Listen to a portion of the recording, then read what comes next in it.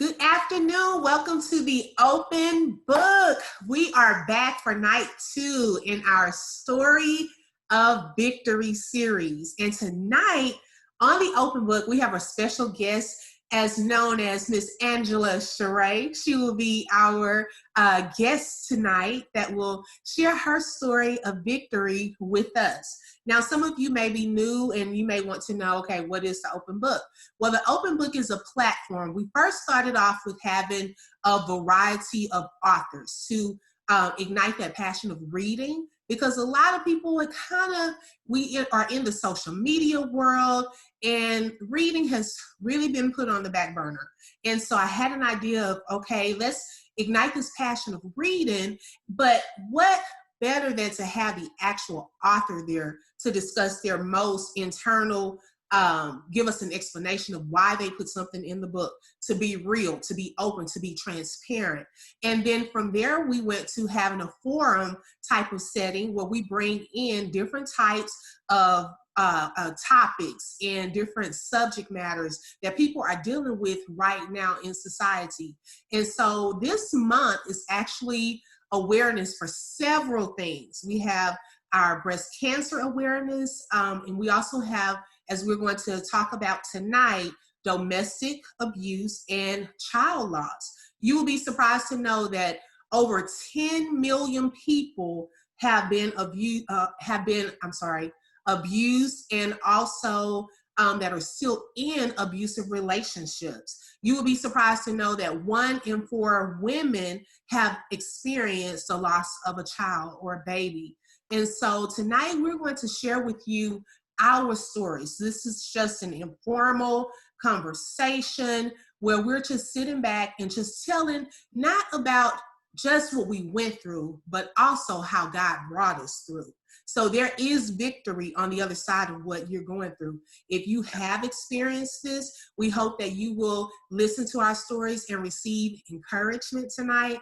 So the first thing we are actually going to focus in on is domestic abuse. I even noticed, Angela, before we start, and we'll kind of get more into that, tell us a little bit about yourself first. Yes. Well, hello, everyone. Thank you, Lakeisha, for having me. I am super excited about this, and let me tell you, I'm super proud of you. Thank you. I love you. I'm super proud of you in this endeavor. So a little bit about me. My name is Angela Sheree. I go by Angela Sheree. Don't ask me my last name because I'm not telling you. That's what I was saying, as known as. So yeah, I am a mother. I have a teenager now. Can you believe it? I'm a teenager. I am in the corporate world. So I've been working in healthcare insurance for 10 years, same company.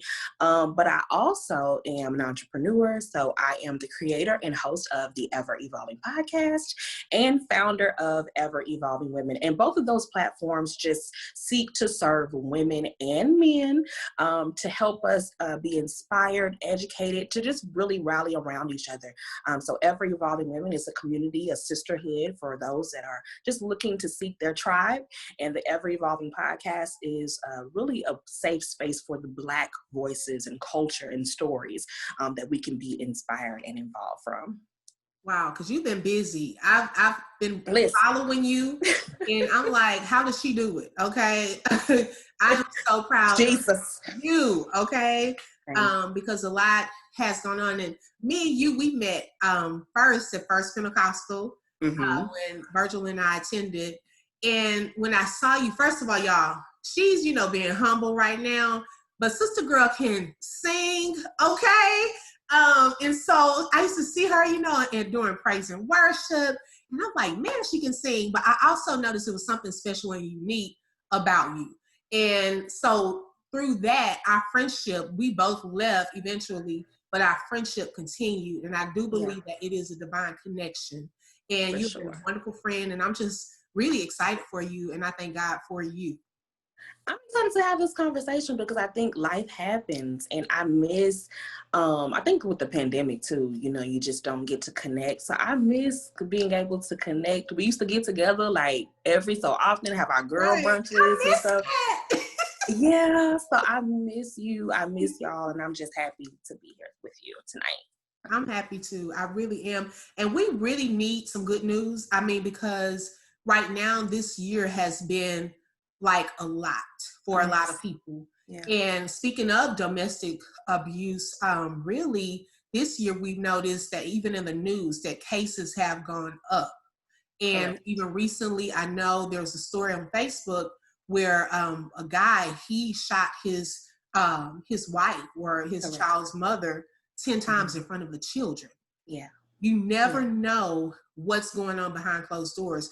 And so Right. when I look at the pictures that they had posted on Facebook, they look like a Listen, happy happy family. couple. Yeah. You Yeah. never really, really Yeah. know. So in thinking about that, tell us a little bit about the relationship that you're going to discuss tonight. Like, how did that relationship start, or how much of that do you want to share with us? And it's funny that you say how much do I want to share because I Yes, don't share it very often. I know. And the reason being is because I always say when you tell your story, you're telling someone else's story. That's true. And but as the Bible declares, we overcome by the blood of the Lamb and the Yes. words of our testimony. So Come on. um I'll say right out of high school, being young, thinking I'm grown, I was dating, and I'm gonna be honest, I was one of those people that didn't date seriously. Some people would say then, but I didn't date really seriously. I kind of have always just kind of been, I was working, had my stuff together, so I really wasn't too interested in boys like, most girls. I just, was trying to get my paper, and I met this young man that was, I thought, very different than anyone I had ever been with. Because I ain't gonna even lie, I was dating roughnecks and hood, me, and I Those was, are the types, okay? listen, and my mama was like, listen here, okay, I'm gonna need you to stop it. I'm gonna need you to get it together. And so this particular young man, from what I knew at the time, which wasn't much, was different. He had academic accolades. He was in the newspaper for being the most distinguished gentleman. He had scholarships to the biggest universities. And so I was like, oh, this is different. This is probably what I need, right? But I was not attracted to him. And I didn't really like him that much. He was boring to me. But I just was like, I'm going to go for it. And I honestly, it was cool for a little bit. It was cool for a little bit, but I did start to see, even in the very beginning, I started to see things that was like, why are you acting that way? Why are you reacting if I did something he didn't like or whatever? And I think my situation with him was very different because I got pregnant very early in that relationship. So Right. I didn't know him for about maybe 3 or 4 months when I got pregnant. Okay. So I did not know him at all, especially knowing him enough to be trying to have a family with somebody. Gotcha. Okay. And something that you said, and which is true. Sometimes we do have an inkling that I don't really know, but I'm a try. Yeah, I feel like we People always listen to do, that. but we bypass it all the time. I Yeah. can't stand when people say that and they say, I didn't see it. I didn't know. Yes, you Right. did. You Whether did. you paid attention to it or you took heed to it, Right. God always provides a way of escape. So you saw something, you Yes. just didn't want to. And so for me, because he was so different than the others, and I thought I wouldn't have to deal with the other part of what I had dealt with in relationships. I thought that I could bypass him getting upset at little things or not speaking to me or ignoring me if he didn't like what I wore and stuff like that. Wow. Okay. So talk more about that. So when was the first time that you noticed, oh my goodness, this dude is really, literally, he did something, hit, slap. Talk about that part. Well, I always tell people with abuse, it never starts off with them just hauling off and hitting you. It never starts off that way. Wow. First of all, you're going to meet their representative. So again, he was very quiet and calm and shy to the natural eye. But then behind closed doors, it was like Dr. Jekyll, Mr. Hyde. So the first instance that I can remember, and it's been quite some time, but the first one that I can remember would have been, I'll just word this differently. He wanted to do some things that I felt were inappropriate. Okay. In his mother's home. Oh, and at okay. the time I was like 8. I was still very young. I was a teenager still. We both Okay. were. And so teenage boys, they don't care. And I was like, I'm not doing that. Right. And he kicked me out of the house, of his mother's home. Wow. And wouldn't explain why, and would not talk to me. So I would call, he wouldn't answer. If he did answer, he would just sit on the phone and wouldn't say anything. So I was like, are you really upset at me about that? Like, to me, the kicking me out, not answering and ignoring me for, it was like 2 or 3 weeks he did this. So if I had have really paid attention to that, I would have known that this is not a normal response. Number one. Number two, if I had really valued myself and loved myself, because I thought I had it together because I had my job and I had my car, and most people my age weren't already established in that way. But if I had really loved myself outside of the things, I would have saw how broken I was and how this was not and never would be okay. Right. But instead, I called every single day. And what did I do? And why you want to talk to me? You know how we do. Yes. Especially but that was the first. Yeah. So that was the first inkling. It wasn't any physical. It was just get out. Okay. And then, so I'm like, what? You playing, right? And he wasn't playing. He wasn't playing. And you know, like, because I dated, even when I moved here, probably, I would say maybe 5 years after I moved from Houston to 2000, I met a guy, and he was a minister. And so, you know, at that time, I was like, you know, saved, thinking I was saved for real. Okay. And he's a minister. So I was like, oh man, you know, he's different, because I didn't want the same type of guy, you know, that type. Like you were saying earlier, I had a certain type. And lo and behold, he was behind closed doors like that type. And so I know I'm gonna be good tonight. I'm gonna be good tonight. I'm gonna be good. And I'm trying to too, because what's funny is the name popped up on Facebook, because I haven't seen him since then. I think I've seen him once since then. Name popped up on Facebook on one of my friends' posts, and I was like, oh, if I could only tell her, not that one. But you know, you have to let people. I think he's changed, you know, now. That's right. But one of the things that I noticed, like you said, behind closed doors, it was slow. It was just a little, like, I believed in God. I believed in God's word.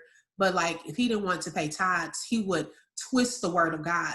Oh, well, you know, we don't really have to, or, you know, we all fall short, you know, just twisting things. And so I noticed that I started changing, and he started slowly moving in, leaving little toothbrush there. Oh no. There at my house and things like that. And we don't do that. Yeah, I'm looking around like, wait a minute, is this guy really like slowly moving in? And so one day we were out, and so we were in the car, and he stopped real hard, and my knee hit the dashboard, and I just said, ow, like, you know, because that hurt. Girl, he told me, he was like, oh, so you're weak. And it was like something in my mind, although he didn't hit me, it started turning into a mental thing.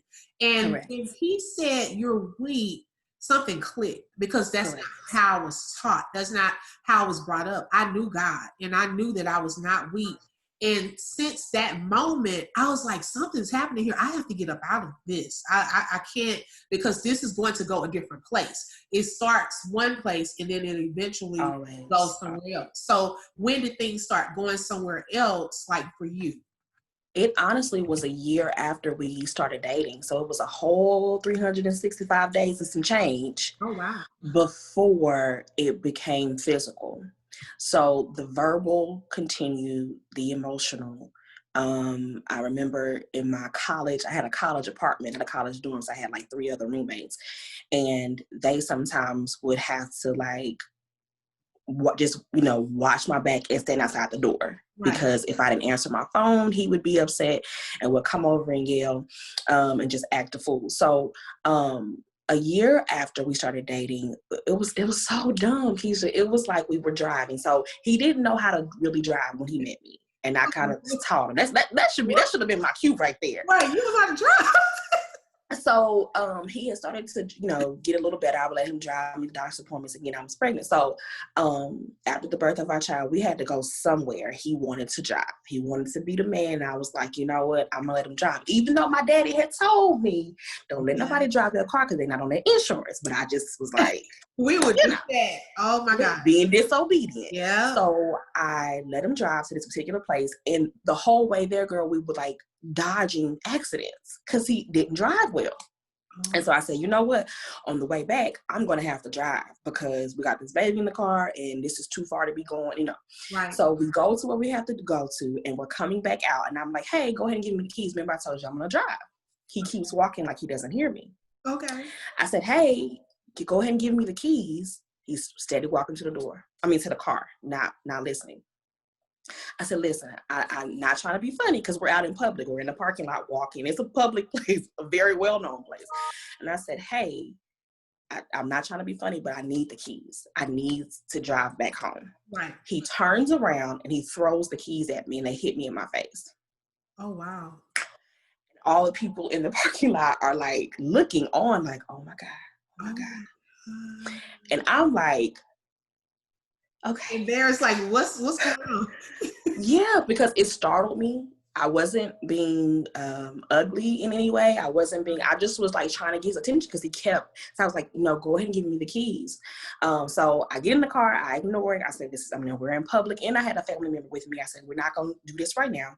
So we get home and I put the baby down and I waited, till everybody was gone and, nowhere around. I said, hey, we need to talk about that because that's not okay. You can't throw things at me and you can't publicly embarrass me either. Right.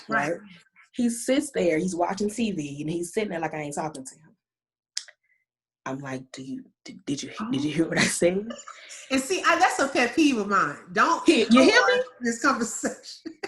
So I'm like, okay, so from that, the throwing of the keys now, something is starting to turn like this, something is wrong. I don't know who this is. I've seen the other stuff, but this is different. So I just continue to talk and he says nothing. I said, okay, I'm going to leave. I'm going to give you time to collect your thoughts and I'm going to take some time. Excuse me. Mm-hmm. And when I said I'm going to leave, and started walking to the bedroom to get my purse and my keys, he jumps up. That got his attention. Oh. He jumps up and starts to block the hallway to the front door. Wow. Now, you don't want to talk to me, but you don't want me to leave. Yes. Passive aggressive. And it just, I'm struggling, mind you, he's way bigger than me. So I'm trying to just get past. And I'm like, listen, it's not that big a deal. I'll be back. My baby is here. Right. I just think something is not right. And so I'll go to nudge him with my knee and my elbow and he loses it, grabs me by my neck and starts to drag me to the back den. It's like they had like a living space because we lived with his mother at the time.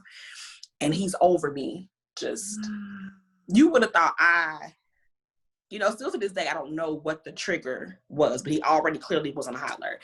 So I'm screaming. And thankfully there was a family member there that came and, was hitting on him, but it was like he was in a trance, like he was not letting up. And I don't know, the person kept talking and he jumped up and I just was like in total shock. So that was a year after we started dating. And it wasn't like anything crazy. I said anything crazy. It just, I honestly felt like because I allowed the verbal and I allowed the emotional and I allowed the lies, I allowed the disrespect. It's like, oh, well, she did that. So it's like it just kept building and building and building. Right. And I think sometimes, and not all the time, but I think sometimes, and I mean, this happens, and I hate to say it like this, sometimes we want a piece of a man where we just settle for whatever. Not saying that was the case with you, but I've known women that know that the behavior of that man is not what they deserve. Yeah. But because I want to be in a relationship, I put up with it. Yeah.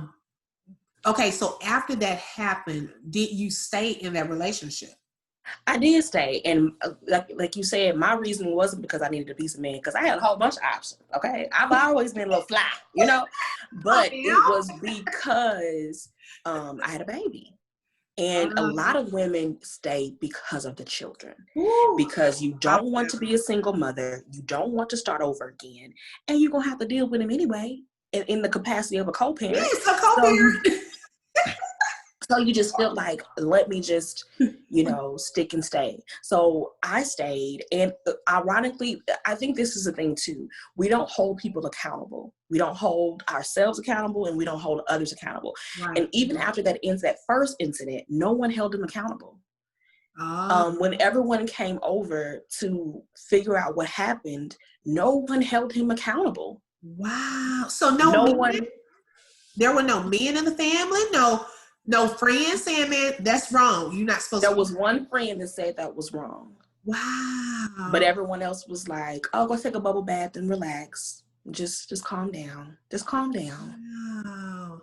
And I grew up in domestic violence as well. Okay. So I didn't even have that male presence that I could really say that to. You see where I'm going? Right. Because I seen it from you too. Oh, girl. So it was a very lonely place. I remember getting in my car and going to my godmother's house. I didn't know where else to go. I didn't know what to do. And I just sat on her couch and cried because I was just like, this is crazy. But I did stay. I stayed for my daughter. I stayed because I was staying with his mother. I had nowhere to go. I didn't have anything. I was, at that time, 19 years old. I didn't have a job. I was, my baby at the time was 2 months old. Wow. So how long did you stay? Like, were y'all together total before you decided? Unfortunately, enough is enough? Yeah. Unfortunately, I stayed about 3.5 years, which is shorter than some, but I stayed that long. And honestly, there were many times where I would say I was going to leave, and there was many times that I would, but I would come back. And it's because, again, I had nowhere to go. There was no stability in the outside of my family. That I didn't have anything. I didn't have anywhere. And when I would try to leave, he would come where I was at. So it was just like, I remember I got me a new apartment. I'm gonna start over fresh, and then knock, and he got his stuff. Let me ask you this. So from that incident, did he ever try something like that again? Like, yes, to put his hands on you? So again, that happened, and it probably wasn't, it probably was a whole nother year again before it happened again. It's almost like it would be a buildup, and he just couldn't take it anymore. And I think really he was trying to suppress it, because I found, this is going to sound so crazy, but again, God would always give you a way of escape. Right. Before that next incident, I found some letters from a previous relationship where she was saying, I love you, but I can't deal with your anger. You get mad at small things. I can't do this. I can't deal with you blowing up and exploding. That at that point was like, it ain't me, because I took it on me. Like, maybe if I hadn't said that, maybe if I hadn't talked too loud, maybe he wouldn't make, because I always use because of you. If you hadn't did that, I wouldn't have done this. Right. And so when I found that letter, I was like, okay, this is not me. So I think he had always been trying to suppress it. So it was probably another year. Okay. In that particular instance, again, something very small. I wanted to go to church. He didn't, but he wanted to go see his family, and we only had one car. I didn't have the gas to do all of the runnings around. So I said, you can come to church with me. We can go after while we're out that way, but I can't drive back and forth because we have work. And he didn't like that. I had a plate of food. He threw the food. He'd already put his hand on me that morning when I said I was going to church. Let me back up. And then when I came back, he had cleaned the house and cooked dinner. And so I was like, okay. That's in my mind, I'm like, I'm still not going, Right. And it just exploded from there. And I thank God, because even in that particular instance, I fought back. Wow. Oh, when I say I fought back, I fought back. In the back of that limo, enough is enough.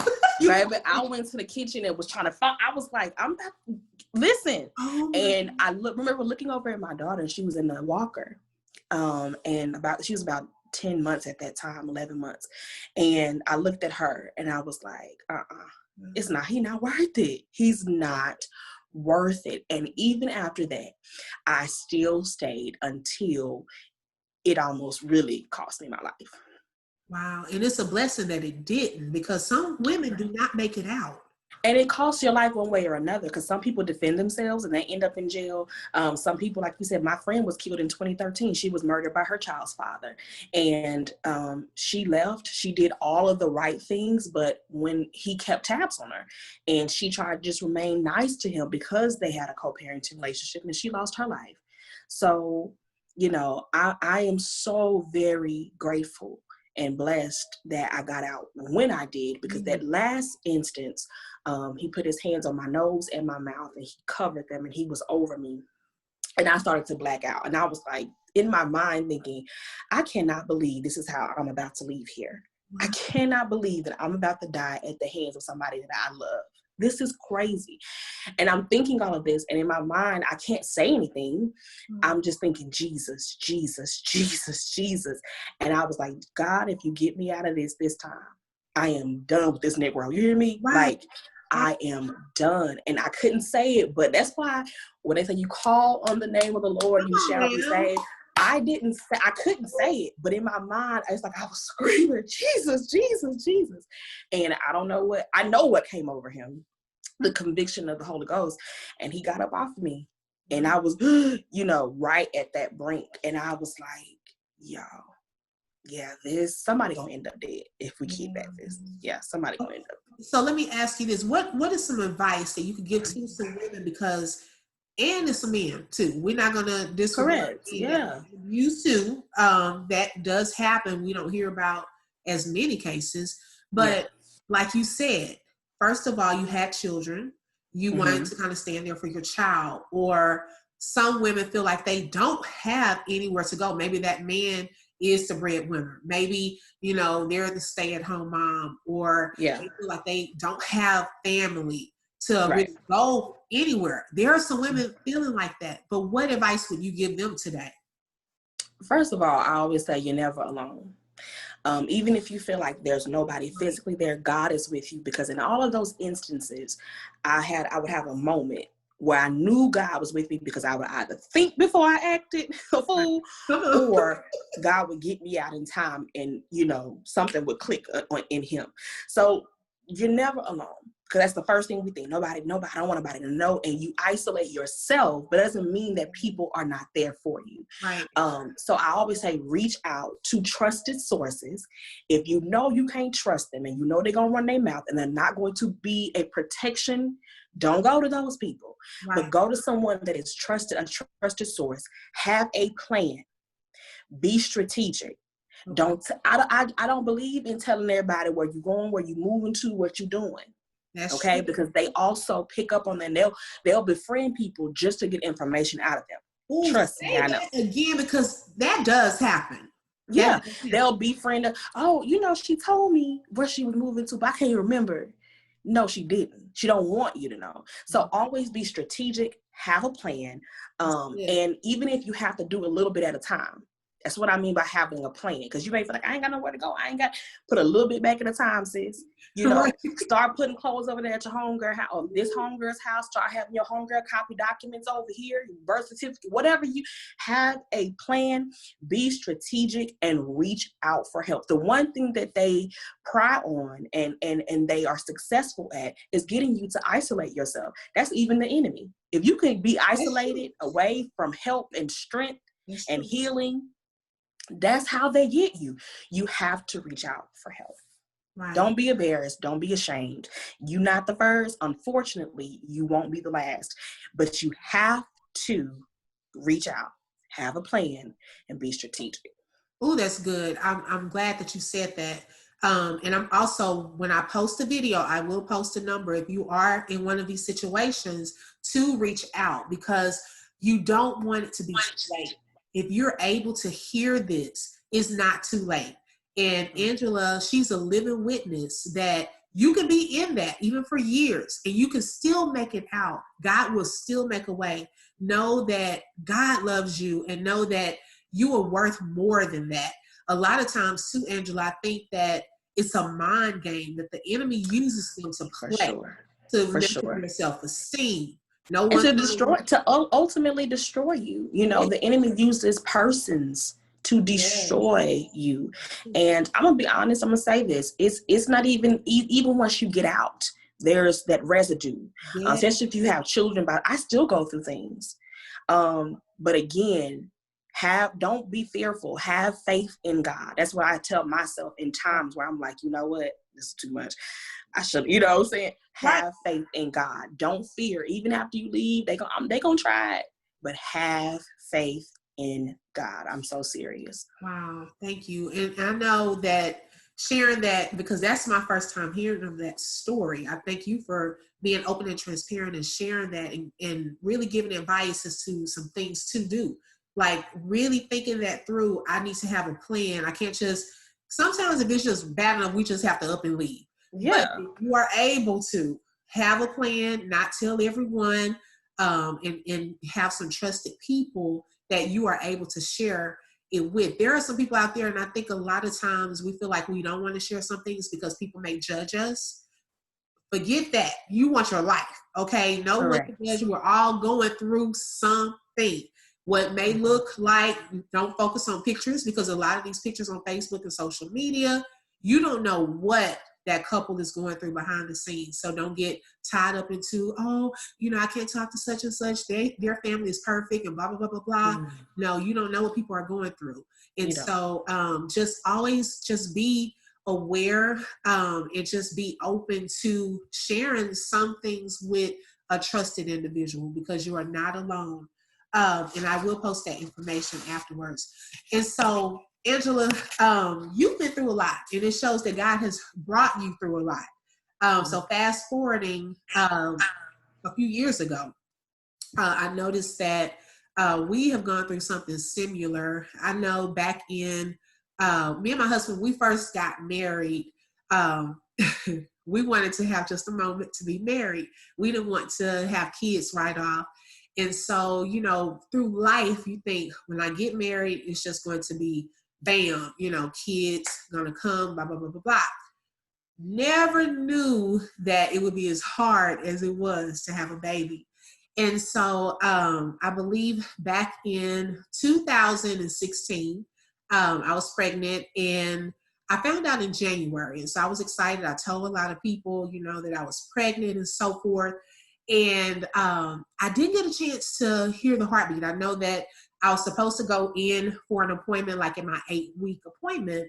And so when she tried to find out the heartbeat, she couldn't hear it, but she said that's not anything to really worry about because the baby was still growing. It was still, early.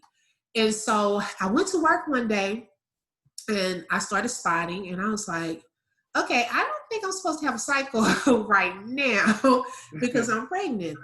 And so I went to the doctor that day, and she said that, you are, it's a probability that you're going to have a miscarriage. And so I'm like, what? In my mind, because I really did not get a chance to connect with my baby. And so she told me to go home, put my feet up, and if I start seeing blood clots, to go to the ER. Well, it started happening that evening. We went to the hospital, and on my way to the hospital, I know this sounds weird, but I felt life leaving me. And we got to the hospital, and they told me to sit. It wasn't like they said, come on to the back, making this an emergency. They said, sit, and we'll be with you shortly. So while I'm sitting there, life is leaving. And I knew then by the amount of blood that I was losing my baby. And so 8 weeks that happened, it was a deep pain. It was a deep disappointment because my mom had wanted grandkids. So she wanted it for so long and so bad. It was a running joke. And so got through that. God really brought me through that. And we didn't try again right off. It was probably towards the end of that year.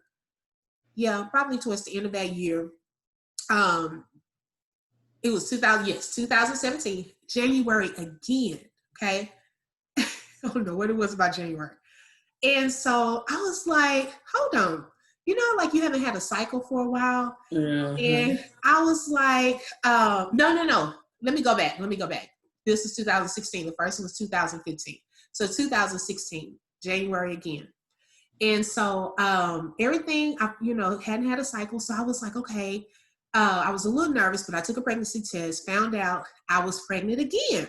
Now, because of what happened the last time, 8 weeks, I took a different strategy. Me and Virgil said, you know what? This time we are not telling everybody ahead of time. We are going to wait till we get to this safe zone, right? And so we waited until we went to our 14-week appointment, and everything was fine with the baby. So we had a gender reveal party. A nice one, we found out that we were having a son. And so I was like so excited. Virgil was ecstatic. He was so excited, girl. And so I remember going for one appointment because I had 2 doctors. And so my son, which we named Malachi, he had a little peace sign. It looked like a little sign like this, said okay. And so I was like, he's saying okay, he's okay, blah, blah, blah. Well, 4 days later, I go to another doctor, which was my regular OBGYN, and she was trying to find his heartbeat, but she said, well, my machine may be acting up. Let's go to another room. And something in me, I was uncomfortable with that because I was like, this has never happened before. So we go to another room. We're sitting in there, and so the lady, the lab technician was looking. Then she called in the doctor, and they're whispering. And so I'm like, what is going on? And she looked at me and she said, I'm sorry, but I cannot find his heartbeat. And when I tell you, Angela, at that moment, I felt like time stood still, and I felt like I was going to lose my mind. And I said, God, I cannot go through this again. I don't even know how we got home that day, to be honest. God had to drive the car. We got home, we prayed. So faith was there. My faith was at a high level because I believed God. I was like, God, you could bring my baby back. You are able. And I had to have my baby, with me for like 3 or 4 more days. I prayed and I believed God, but I lost my baby that Saturday. It was that one was hard. Because I had connected so much. My mom had seen pictures, every appointment and so forth. It was really, really hard. And so at that point, I didn't want to hear about another pregnancy. I didn't want to hear about another pregnancy test. I didn't want to deal with it, all of this. January of 2017. Hey, wait a minute. Hold on. I have not had a cycle. What's going on? And so I was so nervous. I waited a week before I took a pregnancy test. Took a pregnancy test, put it in the restroom, walked away. Went back, I am pregnant again. And so I'm like, God, I am not going through this with you again. Like, that's enough. And it messes with your emotions. Mm-hmm. So this time the doctors were a little more proactive on some things and different things they found out from the last time. Well, this time we didn't tell anyone, so I was almost, I think probably almost there, like with two months to spare. But God told me to protect my baby like Moses protected, Moses' mom protected him. Cover, pray. You don't have to say it right now. Went through that whole pregnancy, girl, prayed every day, believed God every day.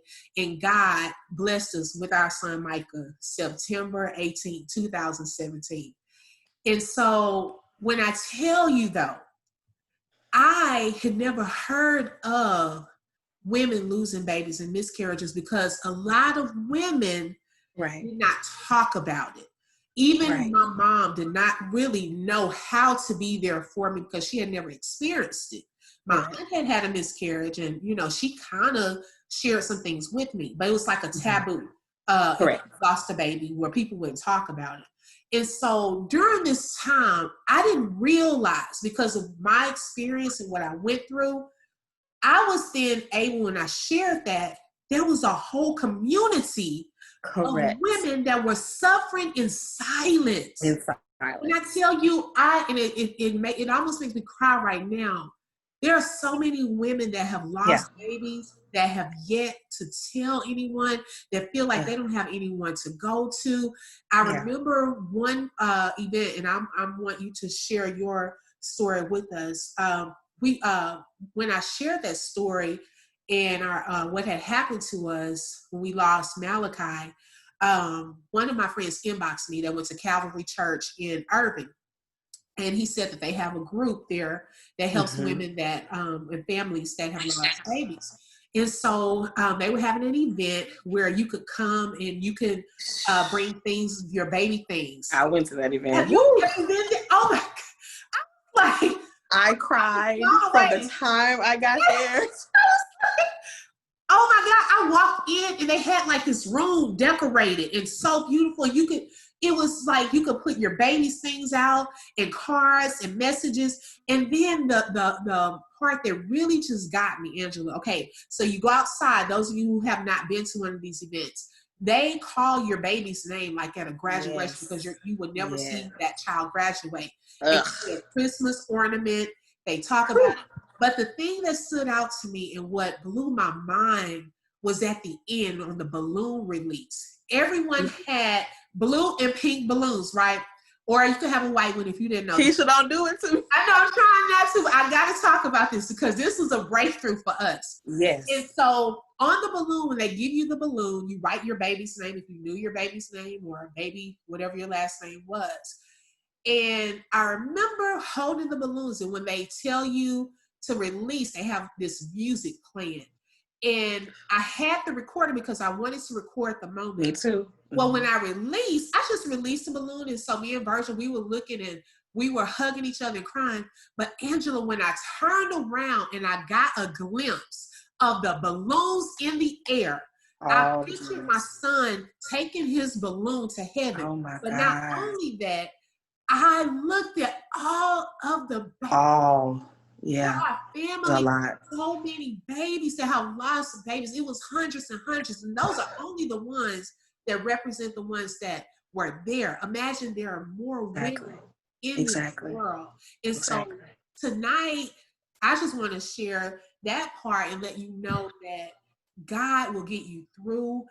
This is not a taboo thing. You did have a baby. First of all, you are a mother if you've lost a child, because one thing that the enemy can do is make it seem little and belittle that experience that you had and make you not Correct. feel like a mom because you lost a child.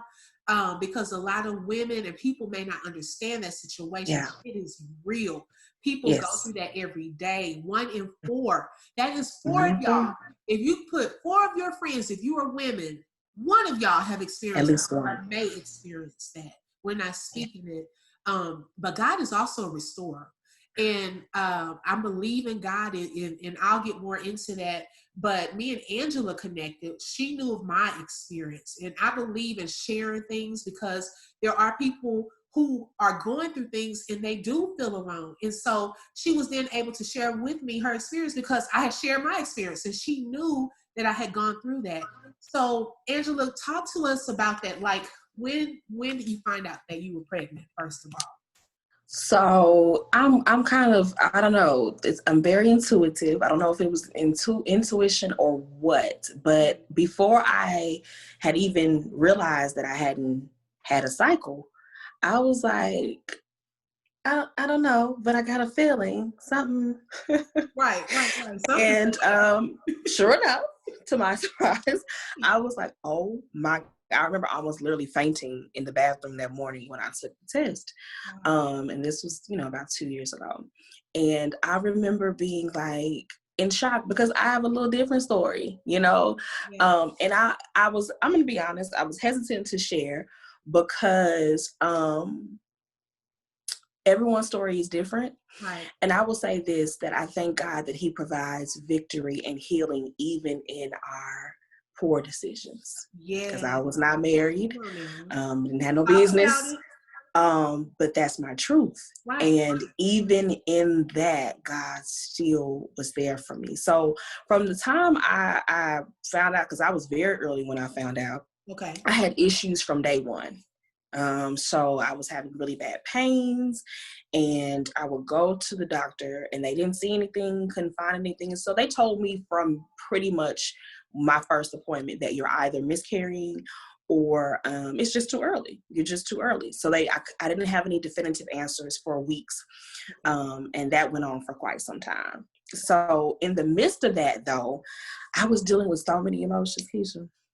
I was dealing with embarrassment, shame. I wanted to keep it secret, but I was in the hospital, I felt like every week.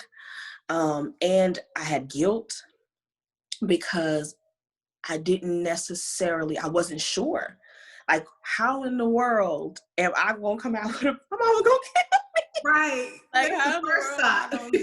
I don't want to embarrass, because people look at you and they see you in a certain light, and they don't expect that kind of thing. And not that I'm just whatever, right. But people do. They that's why I tell people, don't put me on a pedestal, don't call no titles. I'm just me. Right.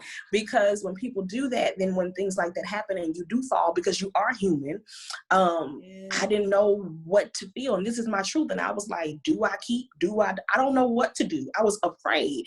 And that was never a part of my belief system, but that just shows you how far out your decisions can take you, because you're trying to cover it up. You're trying to hide it. Yes, I understand. And so I went through that for weeks and weeks and weeks. And so the doctors started to give me, the progesterone. Was it progesterone? Is that what they give you? Prenatal? Yes. No, the progesterone to because my progesterone levels were low. So she told me, I was about at a 15, which was not bad, but it wasn't just great either. And then my next appointment it was at 11. But when you get to about 10, that's kind of, letting them know it's not a viable pregnancy. So she started to put me on progesterone, then she doubled it. Okay. So it didn't register to me that I was more than likely losing this pregnancy. And I'm going to explain why. Okay. So I went into the doctor because I've been having this pain. And the doctor she was like, I'm going out of town this weekend, and I just want to make sure you're good before I leave. And so they were like, we're going to do an ultrasound. You weren't scheduled for that, but I just want to see. When they did the ultrasound, again, for weeks, they had seen nothing, heard nothing. They were like, we don't know what's happening. Right. But this particular time, I'm looking at the screen, and I said, what's that moving? What's that fluttering? She said, that's your baby's heart. Oh. I was like, what do you mean heart? Y'all it was just utter shock. And the doctor's jumping up and down, and the tech is like, oh my God, because they hadn't been able to see anything. Yeah. And I remember in that moment being like, oh my God, because I didn't know. But then I couldn't for some reason get excited. Because again, I still had my own emotions and feelings, but it was something in me that wouldn't let me get excited. Mm-hmm. Rewind to a week prior to that, and in hindsight is 2020, but at the time it didn't make sense to me. It's funny how you mentioned what you saw when you saw the balloons. A week prior to that appointment, I had a dream of a little boy. He had on all white, and he was dancing and praising God. He was just like, how you see little kids in church and they're dancing. And around him, it was like, I would say now angels, but to me, it just looked like elders. You know how the Bible talks about the 24 elders? Yes. And they were surrounding this baby boy as he was just, praising God. It makes me emotional. And it was just white. And I was like, am I having a son? I didn't know. I don't have dreams very often. And when I do, I'm like, so this is something. And so that baby was just praising God, and they just were surrounding him as he was just worshiping and praising God. And then next week, they saw the heartbeat. Everyone was excited. My doctor said, I'm going out of town this weekend. I'll be in New York. If you need me, call me. But girl, we're having a baby, That was a Wednesday, I believe. That Saturday, I woke up, went to go wash my hair. I had a hair appointment that day, washing my hair, and I looked down and I started to see blood. And I'm like, maybe I've been on my feet too long because I've been washing my hair. So I called my daughter to bring me a towel. By the time she finds the towel to bring it to me, it was just, and I called, the child's father, and he was like, sit down on the toilet and calm down, try to stay calm. it still wasn't registering to me what was happening. And if you've never been through something like that, it's so traumatic and shocking that Yes. you can't even hardly think straight. And so he said, call 911. By the time I hung up and I called 911 and they started to ask me questions, I was like, okay, I get what's happening. So the paramedics get there. I get to the hospital, and they're still talking as if I still have this baby. And I'm like, in my mind, I'm trying to now, register that I probably don't anymore. Right. But I guess they just try to provide you hope until they know for sure. They did me like that, the ER. Yeah. And so they kept saying, how far along you? And I'm just like, do you see my legs? Do you see all this? Like, I don't think. And like you said, I literally felt life leaving me. Right. And even when I got off, I don't want to be graphic, but I got up and I looked from when I had been sitting, I knew, this. Right. So they confirmed, they said, when it's funny, I went through all of that and I was sad and I had tears and I was scared. I didn't know what to think. And I had guilt again, because I hadn't in the weeks prior, but like, is this what I want to do? So now I'm like, maybe my baby felt that. Yeah. Maybe my baby felt I didn't want, like all of these things. It was so horrible. And I was crying and I was, going through these emotions. But when they said there is no heartbeat, even though I saw the blood, I knew something in me. It just takes you. I mean, those words. I broke. Woo. I literally broke. And they left me. I was by myself. And the paramedics had called my mother, and I was just, sobbing. And I don't know how she got to me so quickly. Mm-hmm. I heard a knock, and it was my mother, and she just held me. Held me. It was something about those words that confirmed the finality of that. And so I went through the next few weeks just trying to, figure out what in the world just happened. Right. Your life, I told somebody, you change. You're never the same. You do. After something like that. It is traumatic. It is hard. It is painful. It is scary.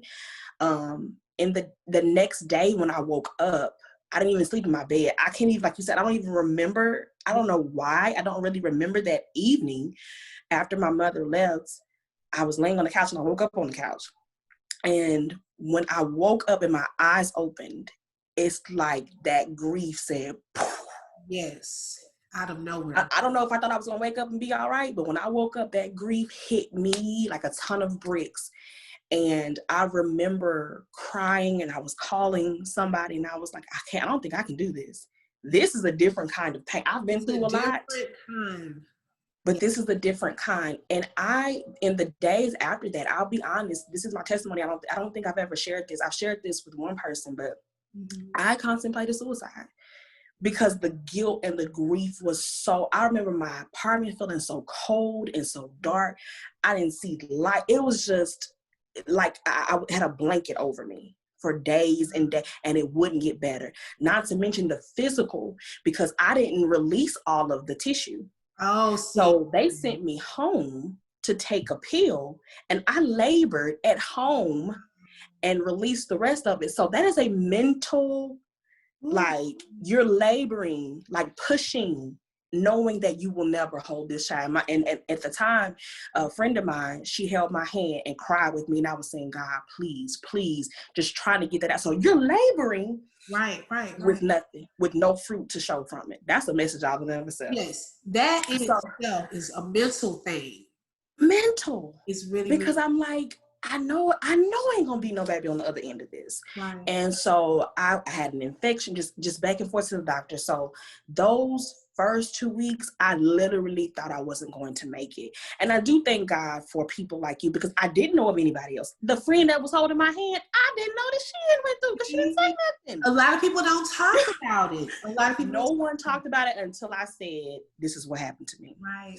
And I remember calling you, and honestly, at the time, I didn't have the words. Like, if people ask you how you doing, you don't know how you're doing. You don't know, girl. I'm telling you, I broke down just in the store. Sometimes I have to get out of the store, grocery store, because I felt like I was about to lose my breath. Like, it was an overwhelming feeling. If I saw a baby, it was a trigger. It wasn't Yeah, that I I was couldn't go down jealous the or baby anything. aisle for I mean, months. I couldn't either. I could not go to the baby department. I would bypass it and so forth. I mean, just the anxiety of crying out of the blue, and having that support. Like you said, your mom was there. I remember when I lost Malachi, and I was off for I think a week, and so I remember telling Virgil that Tuesday I said I just want to go to Houston because my mom lived in Houston at that time, and so I went to Houston. Girl, as soon as we walked in her house, I just fell in her arms. It's nothing like a mom's hold and touch, but I needed that. I needed that moment.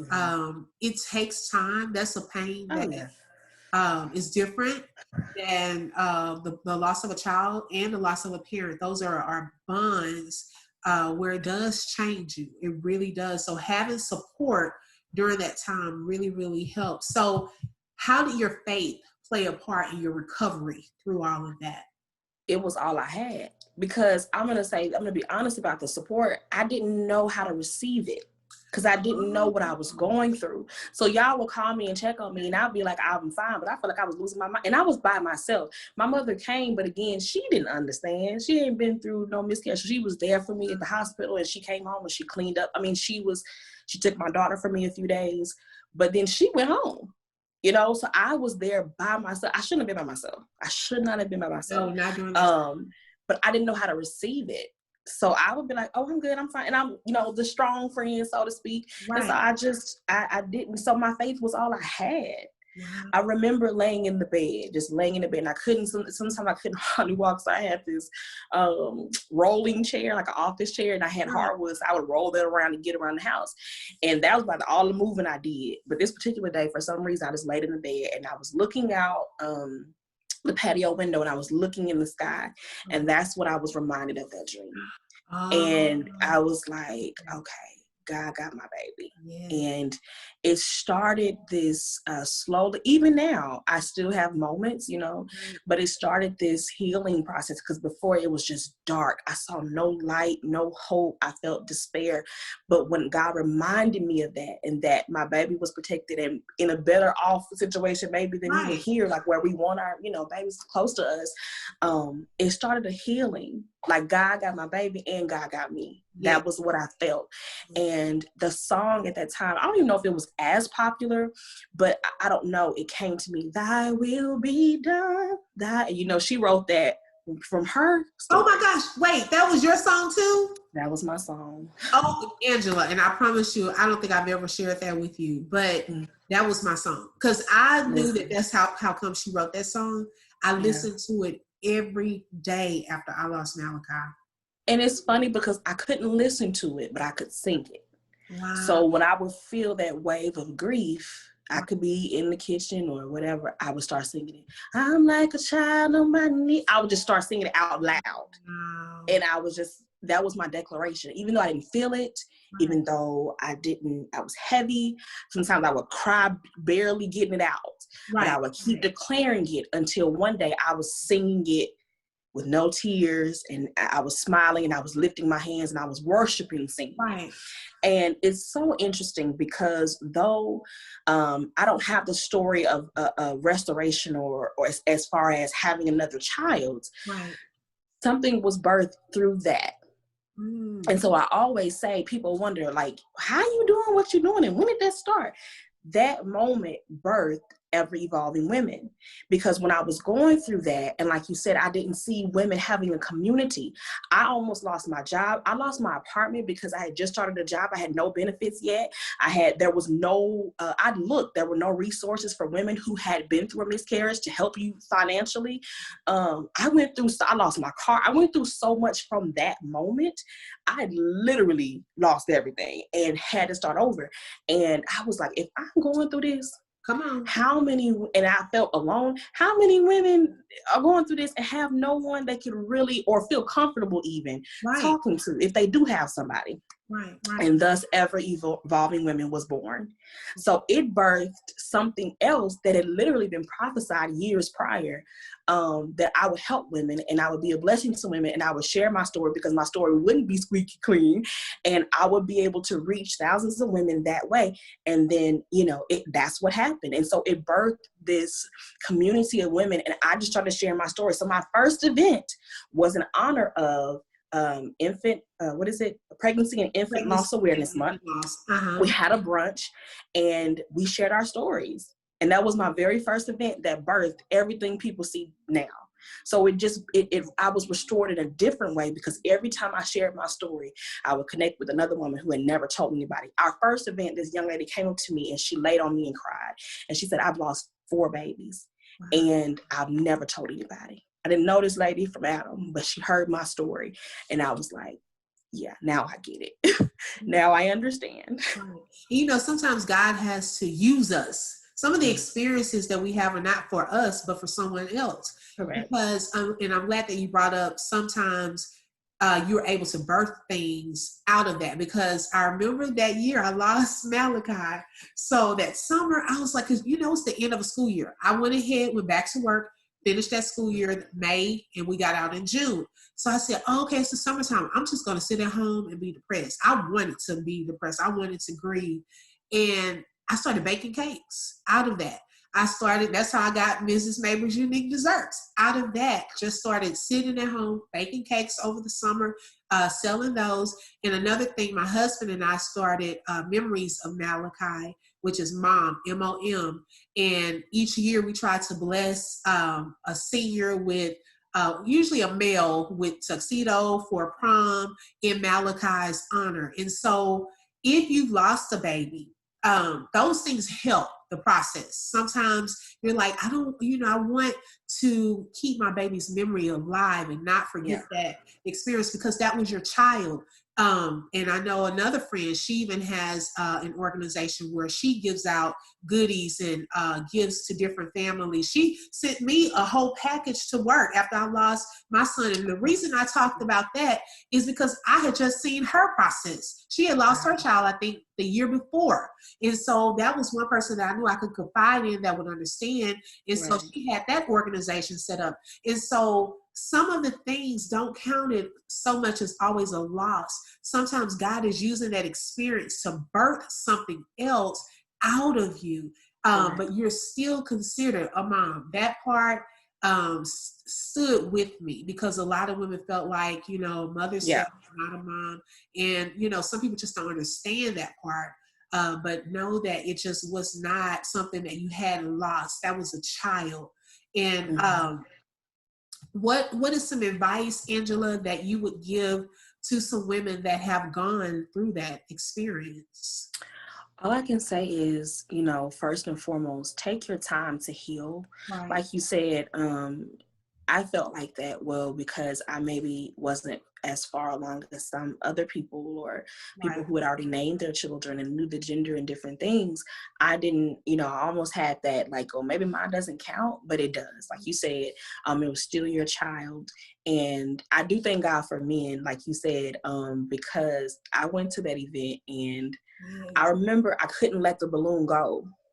Right. And I was like, but that was so symbolic and it helped me. And I had to do that. I cried from the time I got in the parking lot to the time I got home. Right. But that was what I needed to heal. So whatever you need to do to heal and to keep, you can still honor your child's memory. You don't have to feel like you can't talk about it because it makes other people, uncomfortable. Right. Do whatever is best for you and your family to heal. Even if that means, like you said before, protecting that space, your family, and taking y'all. If y'all don't want to talk about it, you don't have to talk about it at that particular time. Right. Just, and I'll say this too, again, as I said earlier, if you need somebody, don't do like I did and be like, oh, I'm good, I'm fine, because I wasn't. And it was just the grace of God that people would kind of push through that anyway. But if you do feel safe to you have people you can go to, don't be afraid to lean into your community. So take your time to heal, lean into your community, and know that God is a restorer. I've seen so many women go through the loss and God bless them with beautiful babies. In my situation, I've been blessed to birth, community and ministry for women. So whatever God's story is for you and his plan is for you, be willing to accept that, open to accepting that, and just allow him to do what he wants to do in our lives, because he's willing and he's able to do it. Right. And I agree with everything Angela just said. I mean, you said it best. And if you are married and that's something that you've gone through in your marriage, men process things different. My husband, he will talk about it, and that can be sometimes hard in a marriage, but you need each other. Lean on each other. Pray, and God is a restorer. If that's something that you're believing God for, I'm a living witness that God will restore in his perfect timing when you least expect. And I used to hear that all of the time. When you least expect, it will happen. And I have, right now, he's 3. Now, if you want to borrow him, you can borrow him at any time. I have a 3-year-old and I have a 4, almost 5-year-old. You can borrow them at any time. But earlier, and I want to say this too, this is the song that Angela and I were talking about. It's called Thy Will Be Done. Her name is Hillary Scott, and she had a miscarriage, and she wrote that song out of that experience. And so I listened to that song. So if that's something that you guys want to listen to, ladies, listen to that. It really helps. It's hard. It's a hard song. But when I tell you, it helps. The more I listen to that, the more it helped heal me. And then the other organization that we were talking about is called the MEND organization, and that's at Calvary Church. I think they have it at all Calvary churches, but the one that I went to was the one in the urban location. And so they have various groups. They have a Facebook page. If you would like to join that page to get more information about the MEND group, do that as well, because that is a community where they really understand. The leaders of that group have gone through this, and that's how it started, how it was birthed pretty much out of their experience. And so we thank you. Angela, you have anything else to say? You want to talk about? No, I have told all my business on tonight. Thank you for having me. Thank you for allowing me to share. I don't share some of those things very often, especially not in detail.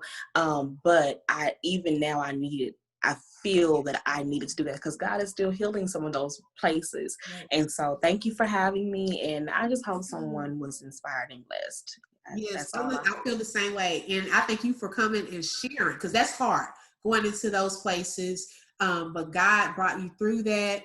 He was able to get you through me tonight, we didn't shed a whole lot of tears like I thought we were. Because I kept together, not my lashes, not tonight. I was like, just in case.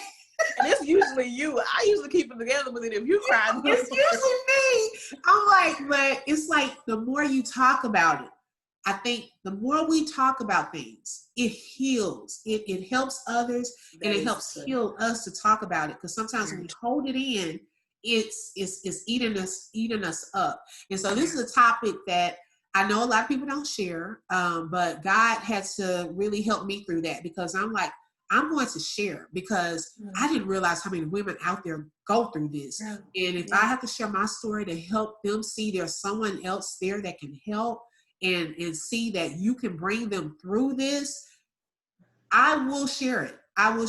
And so I thank God for you all tonight watching us. We hope that you were blessed. We will continue to share some different stories like this. Be on the lookout for next month's show. We have some different things and fun things that we're going to do for the month of November. So be on the lookout for more information from the Open Book. Follow us on YouTube and our Facebook page. So until next time, thank you all so much, and God bless you.